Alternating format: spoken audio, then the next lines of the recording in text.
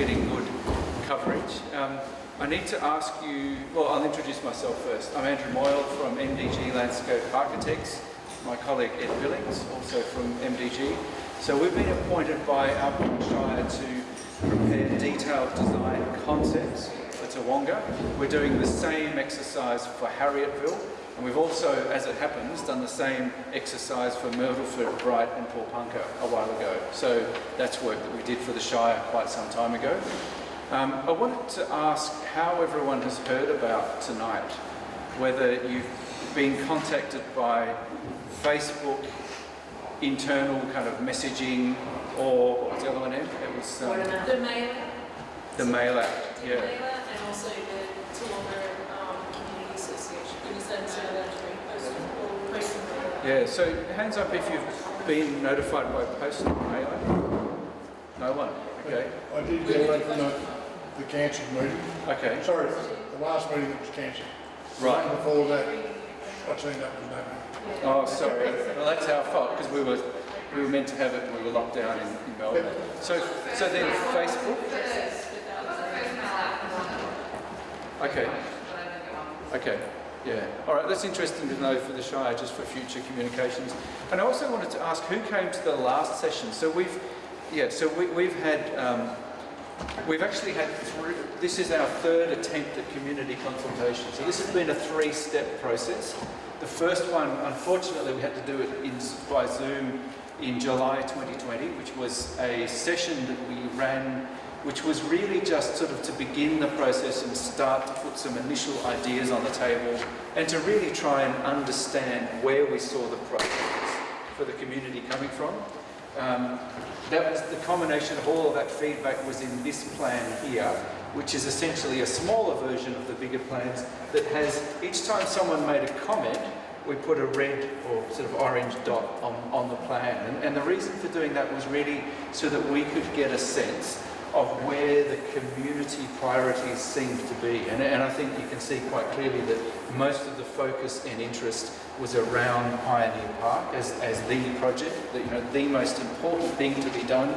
If you had to choose anything that should be upgraded in Tawonga, it was definitely that area there. So that was really the information that came to us out of the first session.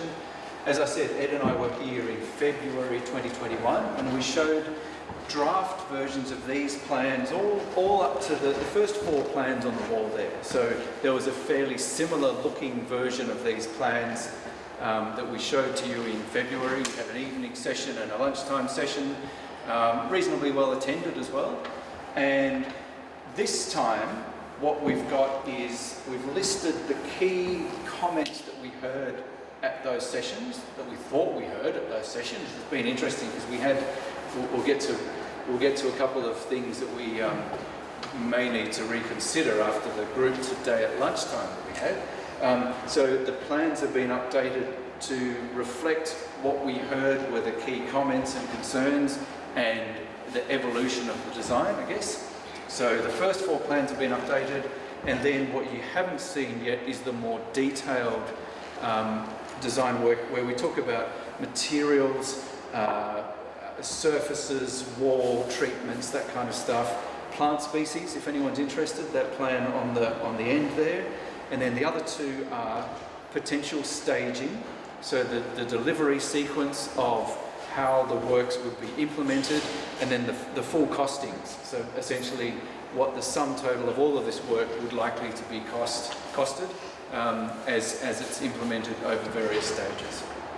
So, I'm going to talk about the things that we heard in the order of priority when we were seeking feedback on the first four plans here. I mean, look, I think it's generally fair to say that the general premise of the project was well received. The whole notion of upgrading Pioneer Park, of creating a picnic area, a destination, park improvements, not just beautification, but actually improving the functionality and the access into the park, upgrading the toilet facilities, expanding the playground, fixing some of the path networks, making it safer to cross the road. All of those objectives, I think it's fair to say that they were generally supported by the community.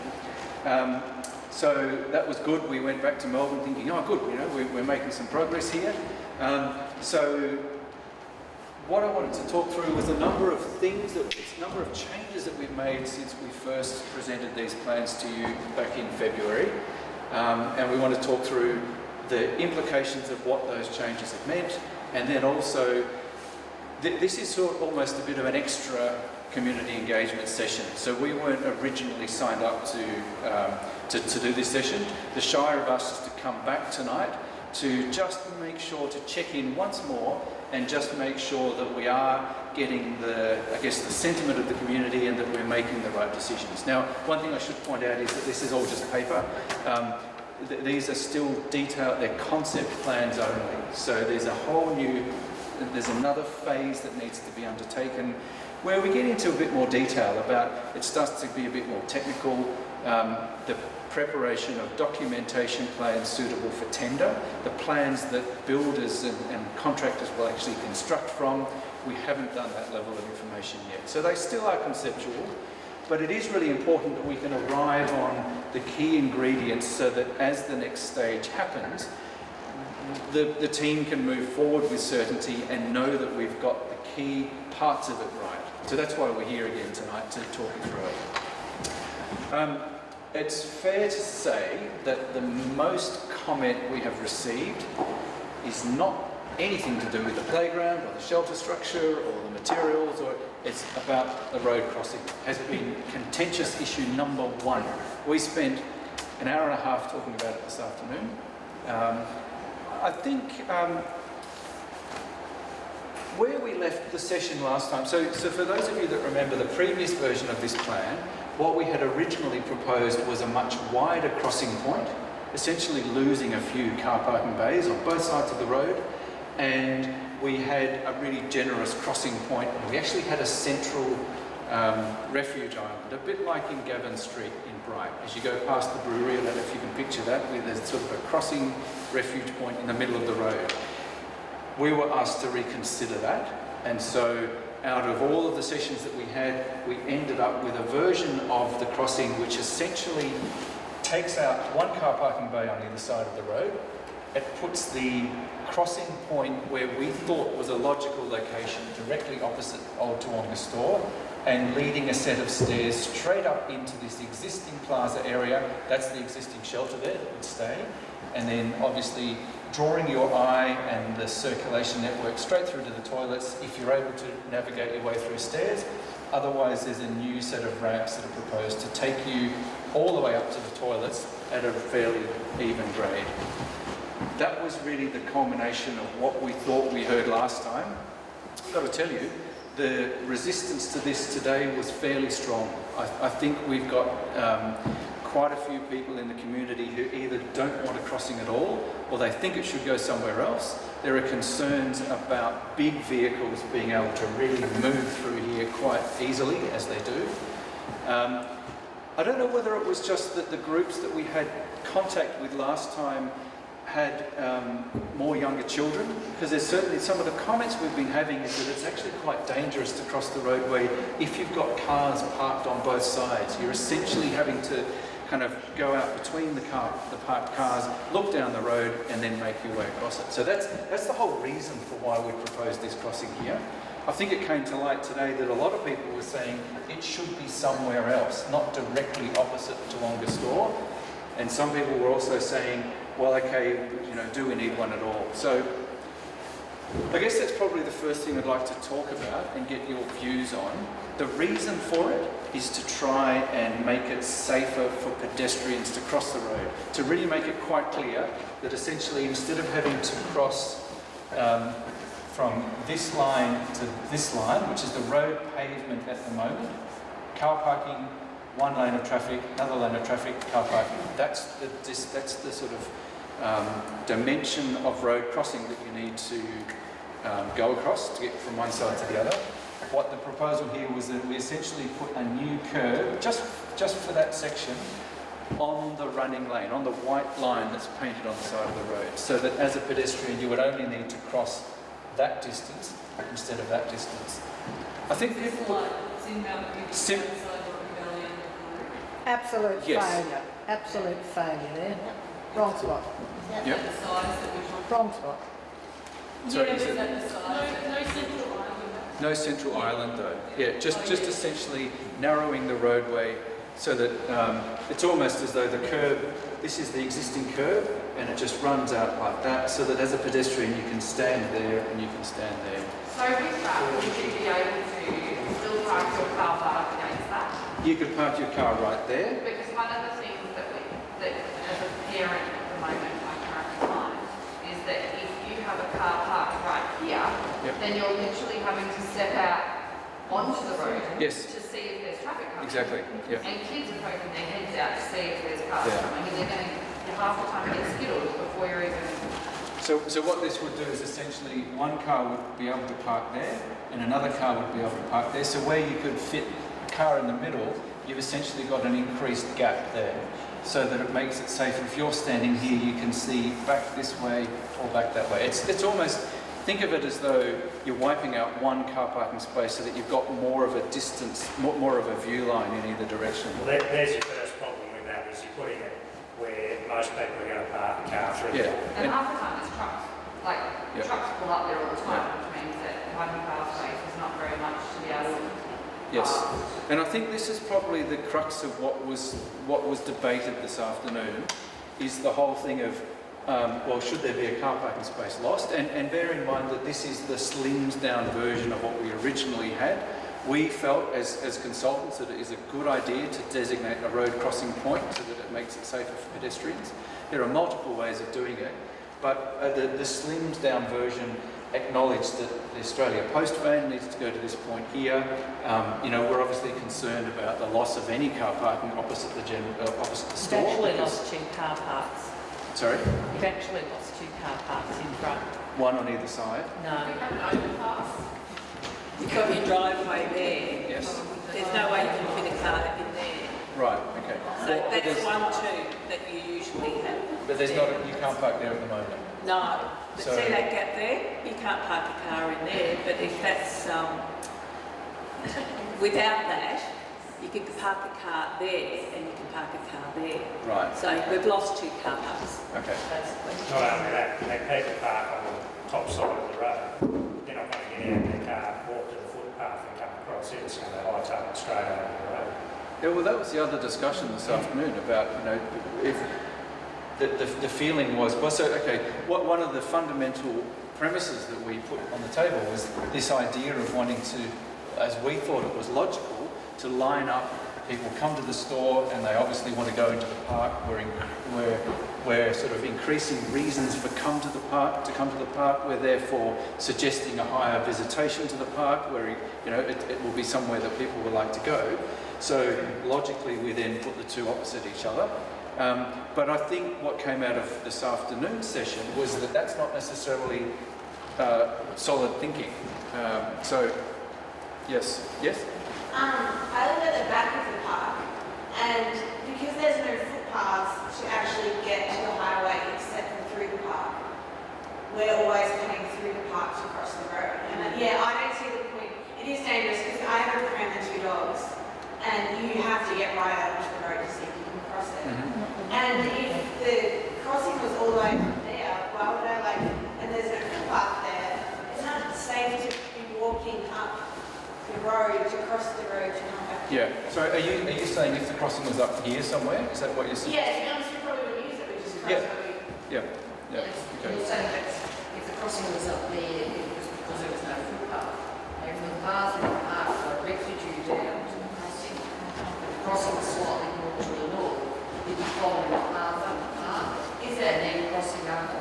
Oh yeah, that could work. Last meeting, it was suggested that they shift the entrance to the park so that you don't have an entrance to the Yeah. park directly opposite. Yeah, that would make Along sense. by say 20 to 30 metres, Yeah. which means that when you come out of the park, you're automatically coming out at the crossing and then you walk along to the shop. Because if you said there's going to be steps up into the park, because we push a pram down there. You can. The pram can go this way. And I think just keeping in mind that if you're getting vulnerable people in the community, people who might have physical disabilities or small children to walk along the roadside, to be able to cross the road. So just keeping that in mind as well, that they're the ones that, so making sure it's safe. Yeah. Can I point out one other thing, because this is all part of the whole discussion, is that we're talking specifically about, this is the bigger plan here, we're talking specifically about somewhere is there or is there not logical crossing point here. The other thing, just quickly, that we heard was the whole notion of having footpaths that are a circuit that go all the way around the township was strongly supported in the last sessions that we had. So, as you see, I don't know if I explained last time, but where we've got colour, it's part of the project scope, whereas black and white, it's effectively just no works are happening. So the whole idea of putting a footpath around Charles Street has been added into the project, because that's what we heard last time. So what it means now is that there now is this circuit that goes all the way around like that. That has facilitated a proposed crossing point at Cooper Street and Charles Street. So a similar kind of treatment of bringing the curb to the edge of the running lane so that it doesn't narrow the road. The road is still exactly the same width, but what it does is it narrows the dimension that a pedestrian would have to cross. So effectively we're talking about there and there and there as being 3 of these treatments. And we got some resistance this afternoon. I've got to tell you, there were people that were saying, oh, what do we need so many for? So, and really I think the answer to that is, in order for this circuit to be able to work properly, you need to not just be able to walk on one side of the road, but we feel as though you need to be able to cross quite easily to the other side of the road. Why is the old scaffold not being included in the plan? Okay, that's a good question. So the scout hall was previously part of, we had it shown on the plan. As of right now, this is not land that is owned by council, by the Shire. So that's why it's not part of this project. And I understand that there is discussion about this piece of land being up for sale. That's sort of a side matter. And I must say, if that was the case, and if there's a couple of ifs in that sentence, but if it were that this became part of the project, it would change things. And it would, for instance, mean that the whole idea of car parking that would service to the park here would be a viable solution. It's what we had previously, but we had to take it off because really we can only be talking about stuff that happens within council land. We're not proposing any works that are on anyone else's land because it needs to belong to the Shire. But you raise a good point about that whole. That'd be perfect to bring in the footpath system. Yeah. Yeah. So will it be footpath on both sides of the road up to Charles Street? No. Now we've really looked very hard at this. So we've always had a footpath essentially filling in on this side of the road where there isn't one, so that you've got a continuous connection from the primary school all the way along this side here, and then crossing at Charles Street, crossing at Cooper Street. On the other side of the road, what we've realised in looking at it in more detail is just the steepness of the embankment, the underground services that run through there, and the power lines, and the need to connect into the driveways. Anyone that lives on this side here, you have to go, up the hill into the driveway. That precludes us from easily putting a footpath in that area. It is really very difficult, almost impossible to get a footpath on that side without essentially a big retaining wall, lots of expensive work, undergrounding the power lines, that sort of thing. So the compromise was to say, okay, well, there's a footpath on this side, but as long as you can connect to it at a number of locations, we thought that at least completes that whole circuit. And this is a new path that's been added in that we heard last time, the whole idea of a circuit around the pathway. So just crossing, so they're not really crossings where cars have to stop, it's just allowing pedestrians to. Yes, it's not a zebra crossing. It's. There's 3. Sorry, say that again. Why is there such, if cars have to stop, why is there such a problem to have 3 pedestrian crossings? Because that gives everyone a choice from where they're Exactly. going to go. Yeah. So, I don't understand why cars are not going to stop, why there is resistance to 3 crossings. I get the feeling, without knowing truly, I think people that drive very big vehicles, I'm talking about, you know, B doubles, and we had a few people here that obviously drive extremely large trucks, and they were the ones I think that were most, Sue, and I might be getting this wrong, but I think most of the voices we heard this afternoon were people that have got extremely large vehicles who just want to be able to, you know, keep going through there. And I think the comments that they had was that it's actually a bit unsafe if we designate these areas as pedestrian crossings. They'll prefer it to just be big, wide roadway. Now we've said all I of agree with that, and I'll tell you why. Sorry, you would agree? Yes, absolutely. I drive a tractor up and down this road every day. That takes up a lot of the road. Yep. And your visibility is not always great. It does 40k an hour flat out. You've got cars up your arse that want to get around you all the time. So you drive over the left of the road in respect to the people behind you, try and front the road. That doesn't always work because you've got cars parked on the side of the road, obviously. You've got to get out and around. But this to me is just another obstruction on the road. And the other thing that I can see, and this happened to me once before up at the Consultation crossing, I pulled up there on the tractor, to let the kids sent across, and I had a car come around me while I was stopped. Oh, right. And there was a trailer as old as it was, and a couple of kids about to step on the road like that. And they were that far, I turned dead. That, although you don't have to stop, cars are still, they're sitting behind a large tractor or a truck, or they can't see what's in front of me. If they come to overtake me at any stage on that spot there, and there's somebody even that close to the side of the road, and you brought that road in by 3 metres each side. We haven't. Sorry, I've got no room to move to allow them to space. Yep. And it could end up disaster. I hear what you're saying, but just to be really clear on this, we're not adjusting the width of the roadway. It stays exactly the same. That white line carries all the way through. So the road is no narrower.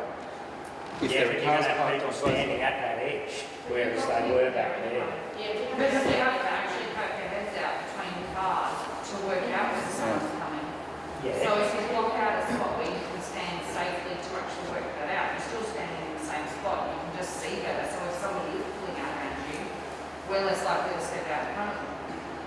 Whereas if you're standing between, like at the store at the moment, if you've got a truck here and a car here, and this is where you've got to go, the road's here, and you're trying to back out with the pram to make sure you're not pushing the pram out in front of a car, and you go, is everyone coming? Right, okay, I'll turn around and get on. Whereas if you've got your own room, Yep. Okay, so up at the Bromwich, for instance, Yeah. I've done that now. Yep. What's your view on that? the way they've done the primary school Crossing, crossing. yeah. That's an actual school crossing. Yeah, that's a school crossing, yeah. So what they've done up there is they've set it back off the road here, Yeah. and you've got good vision from wherever you stand. I'm not saying don't do this, Yeah, but you do need good vision. Yeah. Right? And to put it there, you don't get it. yeah, If you brought it down this way further, yeah, out here, for instance, Yeah. where the road's wide, you don't have to be on that white line, a metre back from that white line, and you can stand there Yeah. safely. And So have good how vision do each way. we do that to solve the issue with the entrance to the park, I guess, because that seems to be the main problem at the moment, is the entrance to the park. Yes. So how would you do that and achieve a closer crossing point? Like where would you put the closer crossing point to the park? Because I'm all for moving it if it works better. Unfortunately, nowhere where they're really, I think up here, pretty much straight up from here. Yeah. Just So to, you're saying, It'd just mean that then you have to extend the path on the other side of the park. I guess the other issue, is that you want to make it safe for kids and older people and that sort of thing. Like, I get both points of view.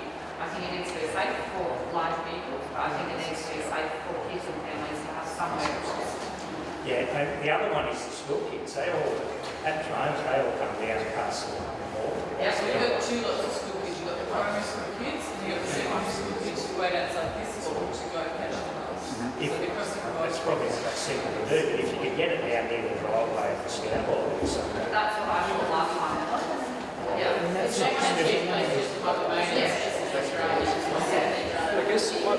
I should say about that is, circulation-wise, you know, we made the comment this afternoon that we're all inherently a bit lazy. You know, we want to go from point A to point B in the shortest possible route. So say you've gone to the general store and say you bought a sandwich and you want to go and eat it in the park. You're really not going to do that. You're just going to go straight across. Yes, So- I reckon I still was mentioned right around because I've done a lot of this and I used to live in a town that this is amazingly set up compared to the town that I used to live in. This is so hard to navigate around the town with children, young children and Yeah. parents. I Yeah. still have young children, like no pram. I would have gone out of my way to go to a stage crossing if there was one. Okay. And I think that you can't eliminate risk. And I think some people need to do it themselves. You know, if it's better to move the crossing, people who've got a plan or who've got issues or are nervous about it, will go up the road. But I think, you know, you can't eliminate the risk of crossing the road for someone. Yeah. I think the crossing is going to be moved, though, it's going to be moved for the right reason. And voicing a truck needing to get through the road versus people needing to cross safely, this shouldn't be a you win and you lose. It can't be a situation like that because inherently someone loses out of that. So you've got to come up with either moving, the logical thing in my head says you move the entrance of the park. Because you move the entrance of the park, therefore you move the crossing, therefore everyone's happy. So just so that I'm clear, we're talking You're about removing moving the it. problem because you're trying to put a solution for a problem that exists, which is where the entrance of the park is. Because I agree with you, people are inherently lazy. People are inherently lazy, and if you're talking about increasing patronage and visitor numbers to the park and all the rest of it, then also the last thing you want to do is lose your car parking space. And we talked about this at length previously in the last meeting. But if you're trying to band-aid something on part of the problem is where the entrance of the park is. Yeah. Okay. So can I get a clear consensus of where you think the entry should be? Back to the left, Back to the left, over here. a bit further. There, go in there. Except isn't that opposite where the new street comes in? Is that the new little subdivision? So you're going to have cars turning in and out of there with 5. Well, they've taken car parks away. They've taken car parks before and after away already for the entrance to that new development. You've lost, I think it's about 15 feet. I'm just trying to think about where the roads may allow a crossing to be close to the turning. Well, you've got the signs are already there. Yeah, I'm just wondering. They're where already that there. is. They're already Can there. I ask where that hedging comes across in front of the scout hall? Yep. That's coloured. Does council own that bit of land? It's within the road reserve, so it's a Vic Roads managed asset, but council has the ability to do works within, essentially from property boundary to property boundary. So the answer is yes. We can do things in this zone in here, subject to Vic Roads approval. So why couldn't you have it opposite where the seat is, on the right of the, Yeah. right of the shop, right there? Yeah. One of the challenges here is that the bus needs to be able to pull in and out again, but that could be, that can be. Pulls in at the hall. Pulls in at the hall. That's where the bus went. But Ed, were we thinking of? Some of the feedback on TCA was to move the bus stop further up. The 4 o'clock bus at night from Albury to Raleigh pulls up in front of the lake and Wonderland there between, just there, between the school up there and Cherie's Walk. Don't have any. But that's just where they go. So they choose to pull up there. So the bus will they just pull up in front of the hall. Pull up in front of, sorry? The bus is not to pull up in front of the Tawonga Hall, which is where they're there. Yeah, just out front. And then you'll be crossing any entry where we just said that. So you put an actual bus parking zone. There is some ability to essentially pick up this entry area and move it over. That's what was drawn there today. But in having another look at it after the meeting today, it's not the end of the world, but there's a hydrant and a power pole and a big level change in the trees, so it can be done. Ideally, I think you need all of that. You need to move that entry point to where that big red circle is you just put on. You need to put Sorry, there, not here? Yeah. Okay, yeah, go back to And here. you need to put the crossing towards that area there, and then you need to designate the bus drop-off pickup point where the current secondary school buses, which is in front of us all right now. Yeah. I reckon they do that. My only issue with that is if the land gets sold and then the whole thing becomes in front of it, because it's going to be in front of something, sometimes guys that the council don't know. So, kind of, So that's why I'm thinking that at the middle of frontage way, because then you don't lose it, then the land gets sold. as we can see, this is a tricky problem solving. It's like a jigsaw puzzle. There's lots of different pieces that, lot of things that happen within this area, lots of users, and there is, at the end of the day, some kind of compromise that's going to be necessary. But vehicles and pedestrians often, you know, they can coexist, but they often don't terribly well. Sorry, can we have one person talking at a time so that we can capture all of this? Yes? My understanding is that they're but if you're driving into Mount Lily and you come to the roundabout, you've actually got to negotiate that roundabout at a speed that's correct, and that happens in a lot of places. So, with the increase in population that's happening in building, it's possible that this road is going to get so much busier, the speed zone may have to lower. But if you're going into another town, you have to negotiate those roundabouts if you're a driver. Yeah. So drivers would still have to, and I have worked in Brisbane before, which is not, but they have to negotiate a lot of places with big vehicles and take into account what the conditions are there. So you can't actually say that people should come in on a straight line through Tawonga because it may not continue the amount of housing that's coming in and population. That's just Yep, yep. Well, the roundabout at Mungan's Bridge is a classic example of that. They go over it, through it, anything. They don't circumnavigate it, they just go straight over it. I'm not saying I want roundabout. That's Yeah. not it. No, but that's just telling you an example. Yes. There are different conditions which everybody has to take into account. And we have to.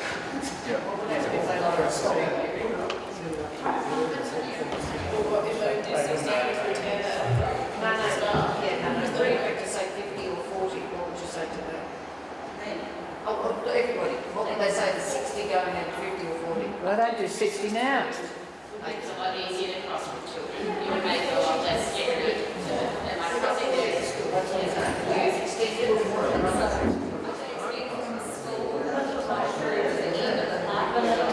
If you want to reduce it,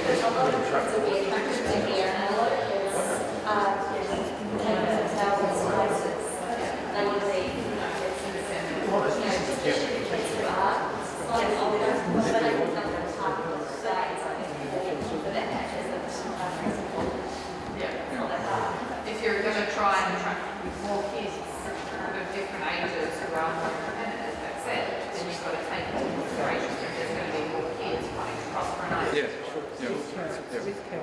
One of the issues that's wrong with prices is that we're at the line. Yes. Town, so us five before, I've been in school for 9 years. The first thing they talked about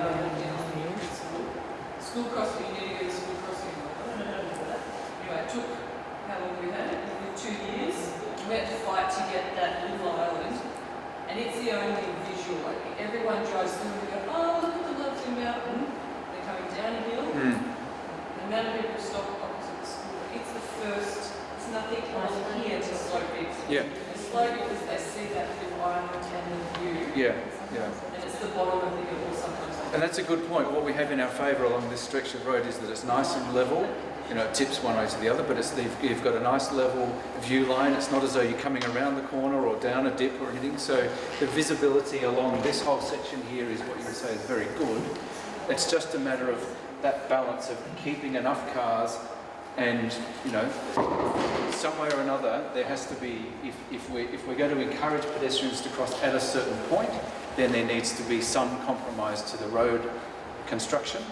The alternative is we say we leave it as it is now and everyone just continues to try and get their way from one side to the other, And I must say that was kind of, there was a bit of noise this afternoon about, maybe that isn't the right place to do it. So, and I guess this is all interesting to us because, as I say, when we left in February, I had a very clear sense of this is, and we obviously, we're drawing this as a response of what we've heard from you guys. This is what we thought we heard from the group in February that was saying yes to a crossing that's directly opposite that leads straight to the toilet. That was really the kind of agreed location that we moved ahead with. And again, not to say that it's locked in, but that's why it was there. I was here in February and I know that the issue of parking out front of the Tawonga store was very clearly explained that most people didn't want to lose the space. And that's why it went from that sort of to what we think is a bare minimum. But you still can't park. For people who, and I see it quite often, elderly people, and there's a lot of elderly people who go and check their place, go and get milk, go and have a coffee, that really can't walk very far. And they park right in front of the shop and the door. So let's just... It's not the issue of the parking of the island. What's the nearest? Crossing. What would the nearest off-street car parking in Tawonga be? Here at the hall? What would the nearest off-street car parking be? Here at the hall? Yep. Yes. Downtown. So wouldn't that be the logical place to put a crossing across to get people up to the park? Plus this is a township protection. Goes on the private land, Steve, and the same with the scaffold. Just on one side of it, I guess in one way, the benefit of having it somewhere within, let's say, this vicinity, is that you've still got the choice. If you've gone to the store and you want to go to the park, you've still got the ability, albeit somewhat circuitously, to go from here to here. And the park generates a fair amount of revenue to the store, because 90% of the time if we take kids to the park, we go across the road to get more ice cream. Like we have 50 kids at the park on the weekend for a birthday party, and every parent was going across the road to get coffees and cake and sausage rolls and ice cream and stuff for kids. So it will generate revenue, but it also means people want to cross. There's a couple of different points of view in terms of who's using the crossing as well. Yes. Is because I live up there, so when my kids walk to school and they walk to the park or whatever, if they're coming down here and they're going to walk past here, the crossing's there, of course they're going to use down crossings right in front of them, and they're going to cross right here. If it's further down, that's fine, they're going to use it because we're walking past it. But if you're someone pulling up, parking the car, going to the shop, stopping off or whatever, going, let's use the park, they're unlikely to walk back to the hall to cross the road. So there's different schools of people who are going to use this crossing. There's residents who might be walking or taking their family out, whatever it might be, and then there's people who are parking there to access the store and maybe need to access the park to take their food to eat or whatever, or they're visitors, and they're unlikely to know maybe that the crossing is there or go looking for it down there and use it down there. They're going to want something within that vicinity. So there's arguments for both. It's about finding a compromise that suits the majority.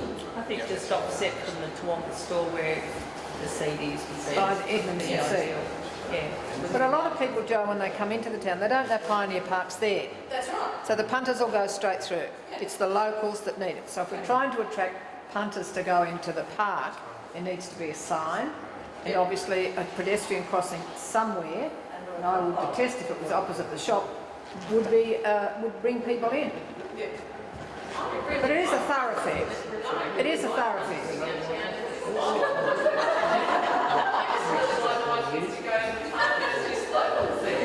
And it should be said that this park is designed primarily for you. This isn't an exercise in overt tourism, but it is also recognising that that if you build stuff here and you make it exciting and a lot more interesting, then that undoubtedly will generate. Okay, let's move on to, we just want to talk about the other things that we heard last time and our responses to that. As you can see, this is a sticky, convoluted issue, and it's not one that for an easy solution falls out, so we need to talk a bit more about that. But the other... Can I just say that, can you please keep your crossing in the Charles Street end? Please keep it. Because if you're not putting pavement on the other side, it's kind of a pointless act to put pavement all the way up to connect the park, you're not going to actually connect it across at the bottom.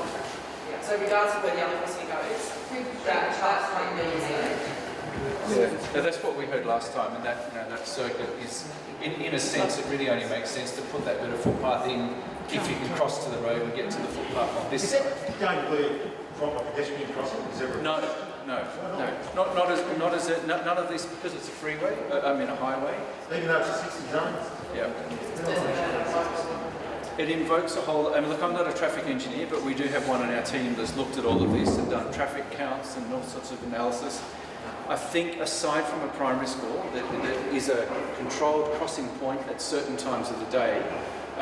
Zebra crossings are really not, because it's essentially telling the vehicles to stop. It's a whole different ball game if you're asking all the vehicles to stop here and here and here, or 1 or 2 or 3 locations, bringing them to a stop, saying that pedestrians have the right to cross the road and vehicles have to stop.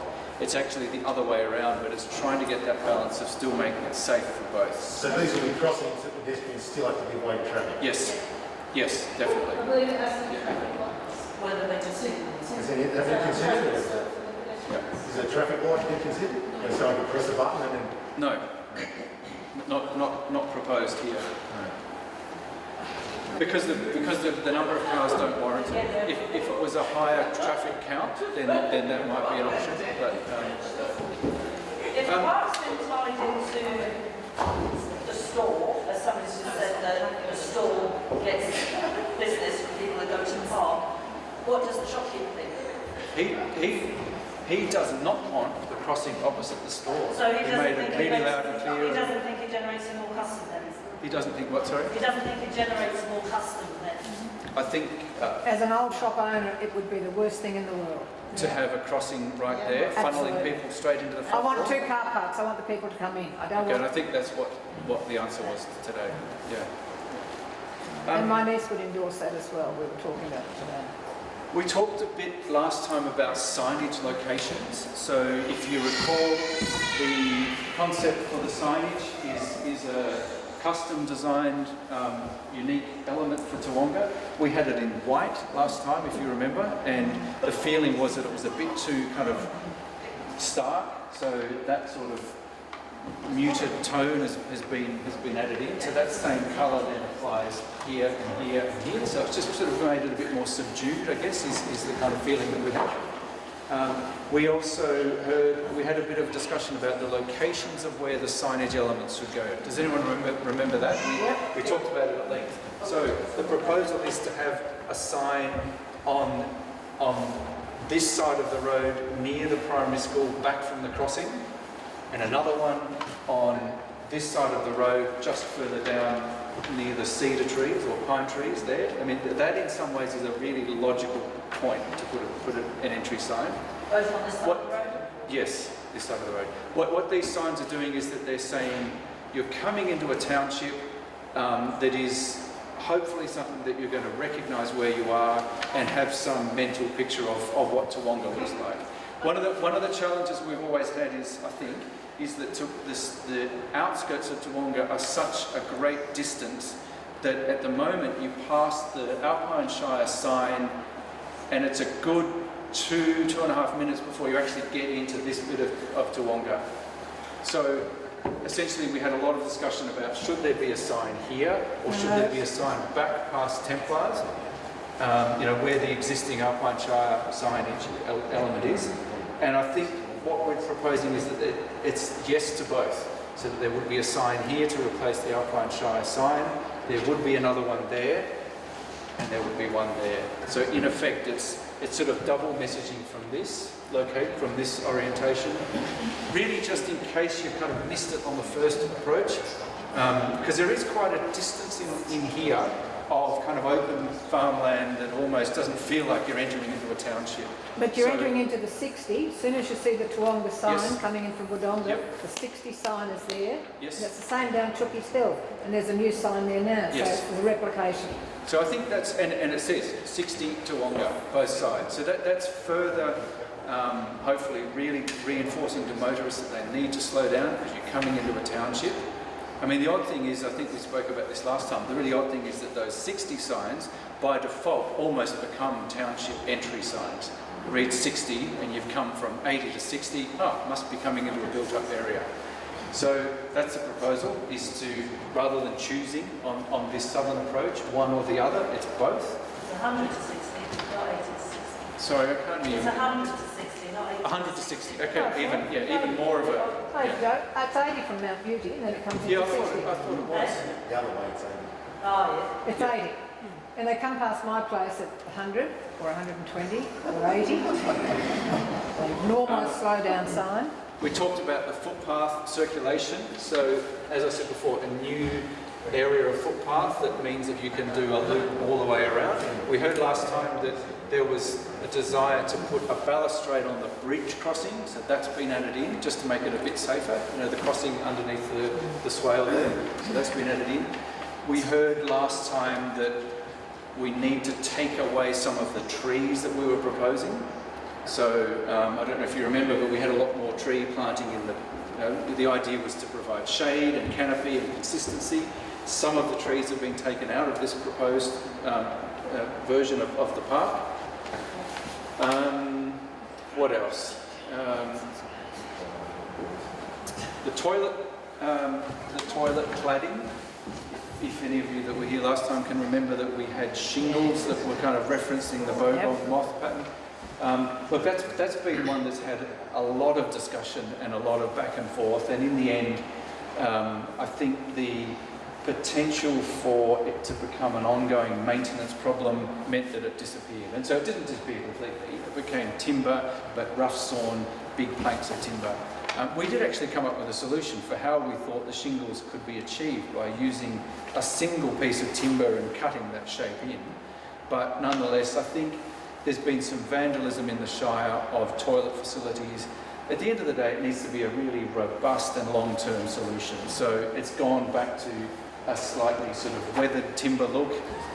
One of the other things that we have identified on this next range of plans is where we see on an ongoing basis timber needing to be stained, or where it's just allowed to weather and to become silver. So there's a very strategic approach to that. So things like the picnic tables that are replicating the big picnic tables that are up there, they need to be stained because you're sitting on them.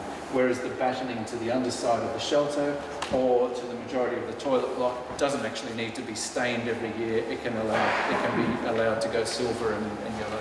The toilets, what capacity is there for natural light to get in?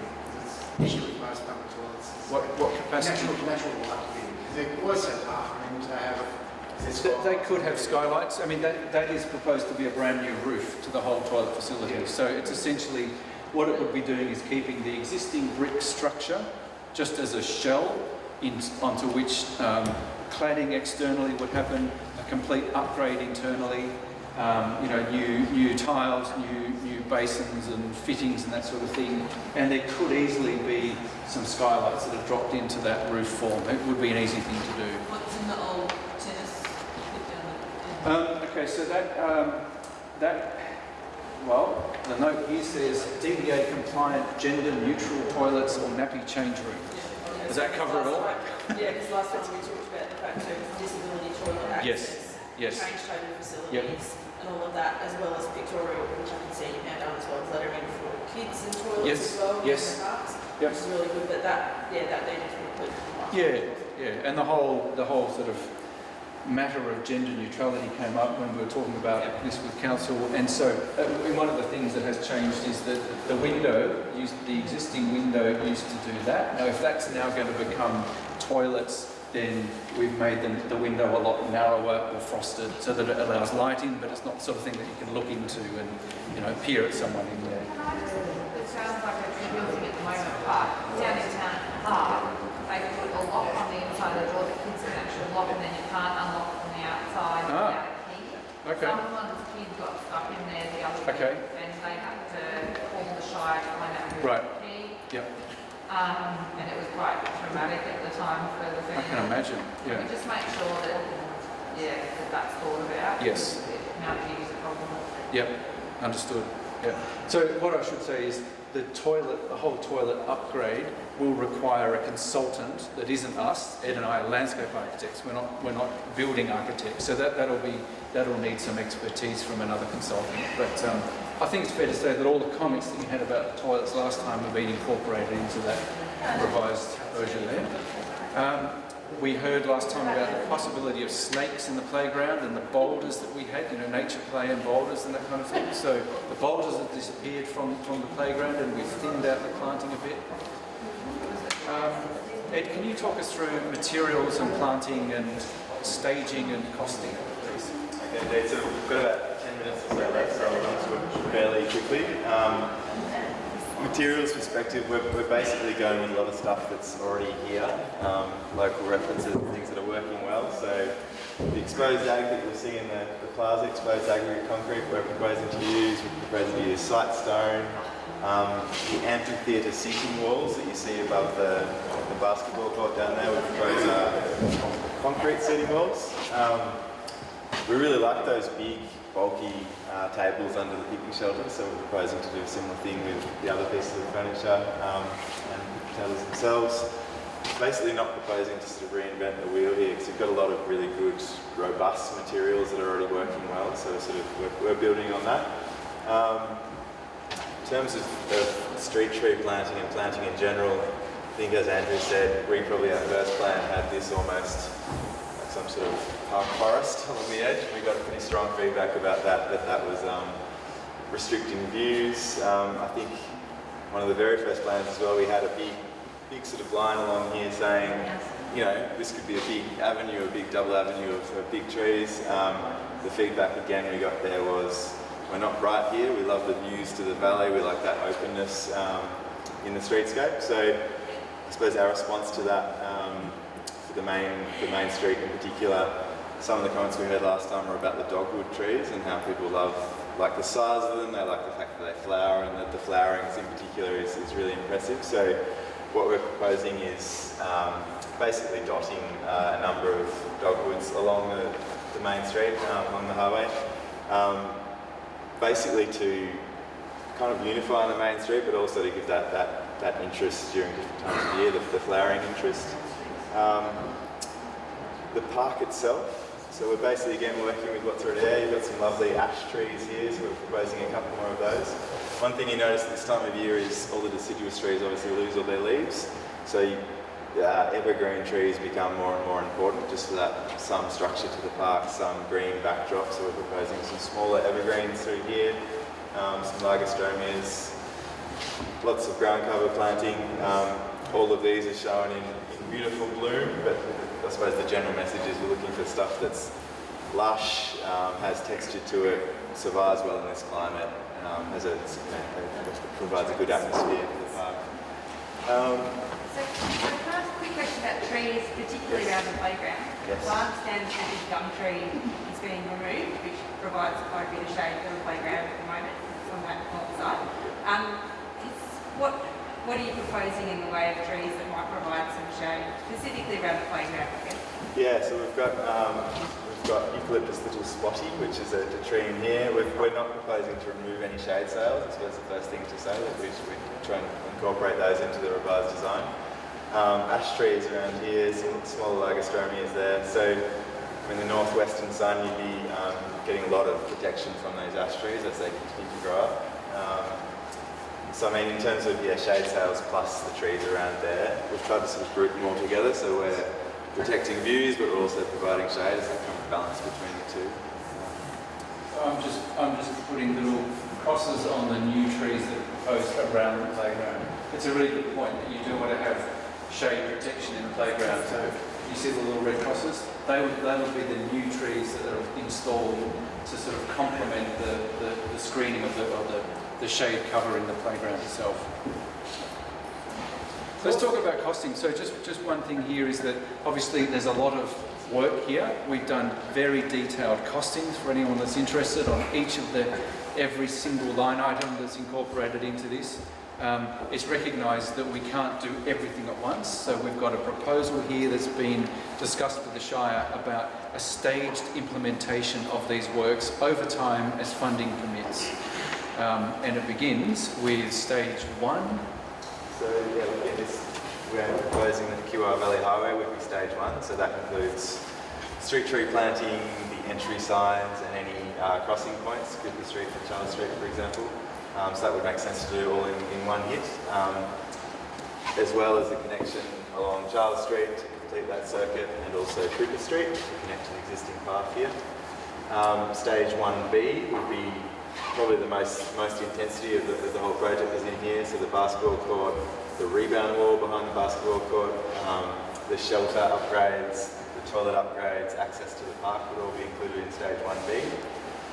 1C would be mainly the playground and the bridge balustrade, which we've spoken about, and stage 2 would sort of be concluding the project, so allowing for this circuit path which basically connects everything together. In terms of overall budget, we've got, at the moment, it's costed at 2.1 million, which is comparable to Port Plunker, if you guys can picture the works that were done there. And as I said, it's got really detailed sort of line item costings for each part of it. Would be ideal, yeah, I mean, if it could all be done at once, it'd be great, but it's subject to funding as we go along, so.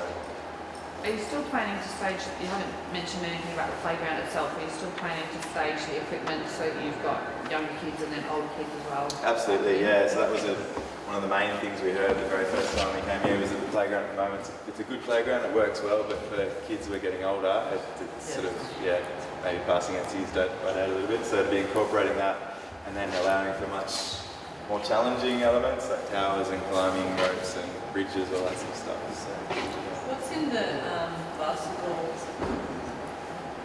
So that's the area where the tennis court is now at the moment. The proposal would be, I mean, that surface is long past its use by date, so the whole surface would come up. But we heard also that a multi-purpose, flexible, level, paved surface that has some line marking on it. The basketball, netball hoop that sits over there would be relocated to here. So it becomes ball sports, all sorts of things can happen on it, and so it becomes quite an important kind of multi-purpose functional area. Seating wall around one side, trying to stop some balls from running down onto the roadway. As Ed said, a rebound wall on that side. It's not, you're not going to be playing competition basketball here or anything, but at least is a surface that can service a whole lot of, someone could hit a tennis ball up against the wall here or shoot a hoop or that sort of lighting. I can't remember now if there's lighting in the park. There will be. I mean, we've got lighting included and a proposal for uplighting to the signage as you come into the town, and then pole lighting. So yes, I think lighting is. At the moment at the tennis court, there's a switch, so you just do it. It doesn't come on every night. You went there, you turn it on. Okay. Yeah, I think this is a bit different. This shouldn't be viewed as a tennis court. It's more, I mean, I think we've got a number of pole lights that are shown on the plan to generally illuminate the whole area. So there's a light pole there and there and there, and that'll give enough kind of spill within these areas to make it at least so that you see that it's a park. It makes it reasonably safe to navigate your way through there at night. And there are some good solar. There are, yes. Yeah. Okay, so the crossing point really is the big thing that I think is going to need a bit more thought and deliberation. As I said before, there's no singular neat solution that solves all of the problems. So that's why we've grappled with it a bit. We've heard alternate views of where it should be and how it should function. So I think it's. Is it just the middle one that you feel is, are the other two where Charles Street? Well, yeah, I mean, we had a gentleman this afternoon say, "Oh, you can't put that in because I can't get my truck around the corner." Now we've had a traffic engineer look at the swept path of a vehicle turning movement, so we know we can turn a truck through there. But there was some negative comments about that one and that one, Charles and Cooper Street. So it's sorry.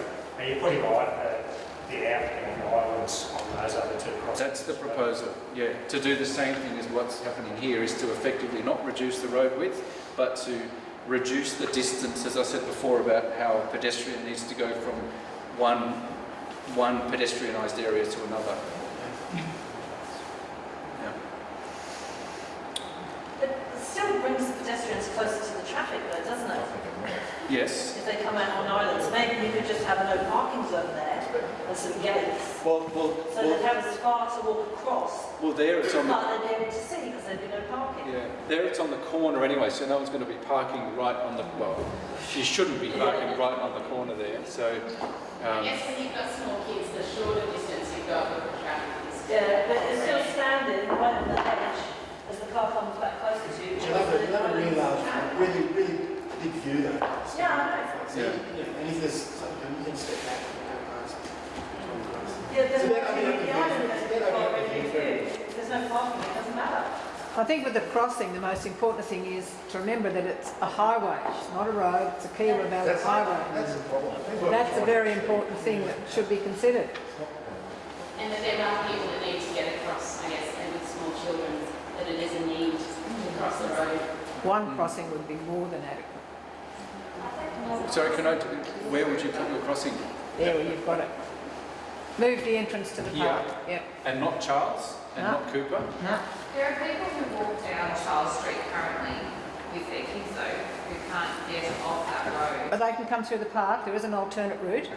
You've got that little path down between whatever Steve and Alison's place. You can come off Charles into there and come down into the park and then cross the road. But if you're walking from the top corner of Charles Street on the far side, like in the top section of the estate that is not that street, but the not up Ronald, then if you want to come down and across the road, you've got to walk back down through the park and then all the way back up to Kiewa Valley Highway. Lovely.